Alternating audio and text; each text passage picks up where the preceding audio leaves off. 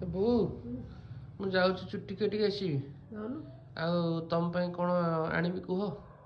ଏବେ କ'ଣ ଆଣିବ ମୁଁ ତ କିଛି ଜାଣିପାରୁନି ମୋତେ ଦେହ ଏତେ ଖରାପ ଲାଗୁଛି ଶୀତ କରୁଛି କ'ଣ ଆଣିବ ଖାଇଲେ କିନ୍ତୁ ଗରମ ଲାଗିବ ମୋତେ। ଆଜି ବାରିଟା ତମ ଦେହଟା ପୁଣି ଭଲ ନାହିଁ ତାହେଲେ ଟିକେ ପାଟେଣୀ ଖାସି ଆଣିବା। ଆଣୁନୁ ପାଟେଣୀ ଖାସି।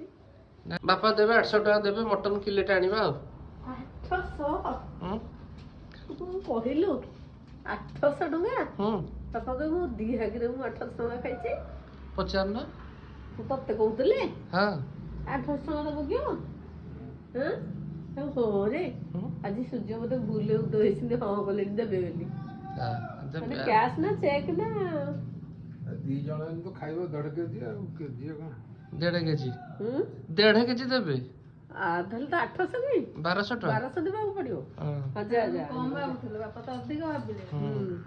1200 ନୁହଁ 800 ଟଙ୍କାରେ ଆଣିବ ଯା ଆମେ ଚଳେଇଦେବୁ।